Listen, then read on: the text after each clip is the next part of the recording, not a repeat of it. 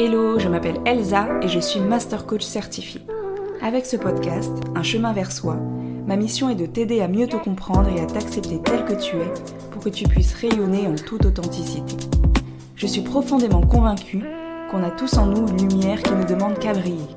Et mon désir est que tu puisses prendre conscience de ta valeur, découvrir ce chemin qui est le tien et impacter le monde à ta façon. Ensemble, partons à la découverte de notre vérité. Apprenons à nous révéler et osons marcher vers notre destinée.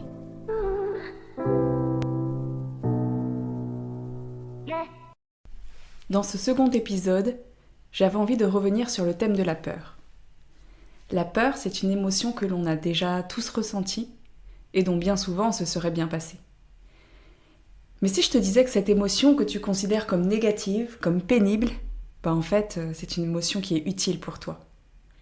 Car la peur, comme toutes les autres émotions d'ailleurs, elle a un message à nous transmettre. Mais commençons par le début. C'est quoi la peur ? C'est un sentiment d'angoisse que l'on ressent dans certaines situations, ou même à la pensée de certaines situations. Ce sentiment, il va provoquer des choses dans notre corps. Le cœur va s'emballer par exemple, tu peux avoir les mains moites, la gorge sèche. Il y a plusieurs symptômes physiques qui peuvent se manifester lorsqu'on ressent de la peur. Et je ne pense pas me tromper en indiquant que tu as déjà ressenti, j'en suis sûre, au moins une fois dans ta vie, cette émotion. Mais est-ce que toutes les peurs se valent finalement ? Est-ce qu'il n'y aurait pas une sorte de classement des peurs ? Face à ton pire cauchemar par exemple, en comparaison à une peur basique, est-ce que tu réagirais de la même façon ? Si tu te retrouves seule face à un lion, en pleine savane, je suis prête à parier que tu seras au summum de ta peur. Et imaginons une seconde situation dans laquelle tu n'es pas très à l'aise en public, par exemple, et que tu dois faire une présentation devant 300 personnes. Tu ressentiras aussi de la peur. D'ailleurs, il se peut que ton corps réagisse presque de la même façon que devant le lion. Tu vas avoir le cœur qui bat, les mains moites. Pourtant, objectivement, tu vois bien que dans ces deux cas, ce n'est pas tout à fait pareil. Dans un cas, il y a un risque de vie ou de mort avec le lion, et dans l'autre cas, pas vraiment. Mais dans les deux cas, tu as peur, et cette émotion va te pousser à réagir de 3 façons. Te figer, fuir ou combattre. En fait, la peur, elle est là pour nous signaler un danger. C'est une émotion qui est nécessaire à notre survie, car elle prépare physiquement notre corps à affronter ce danger, des 3 manières dont je t'ai parlé. Soit l'inaction, soit la fuite, soit le combat. Il y a longtemps, l'homme ressentait de la peur uniquement lorsqu'il y avait un risque pour sa vie. Cette émotion de peur prenait alors tout son sens. Mais aujourd'hui, dans nos sociétés modernes, les choses sont un peu différentes.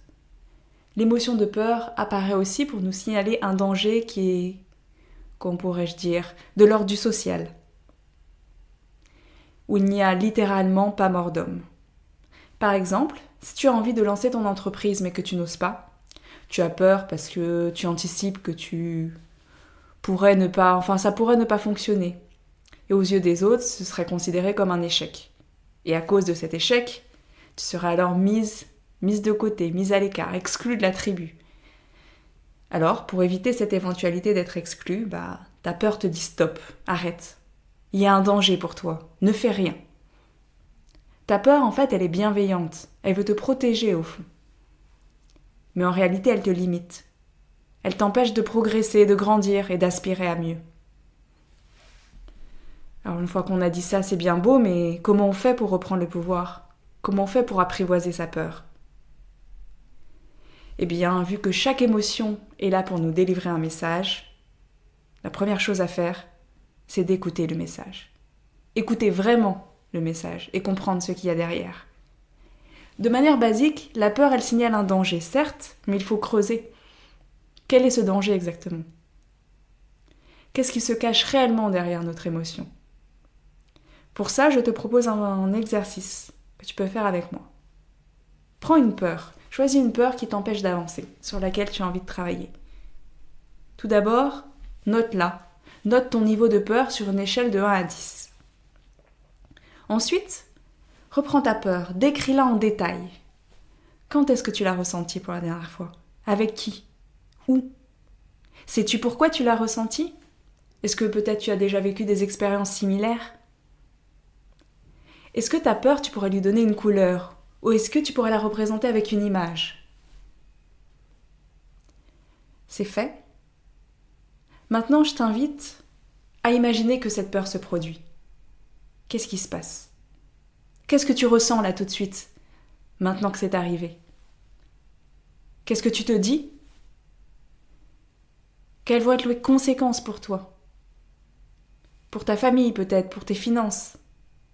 Y aura-t-il des conséquences pour ton couple ? Sur ta santé ? Et maintenant, demande-toi, est-ce que c'est vraiment grave ?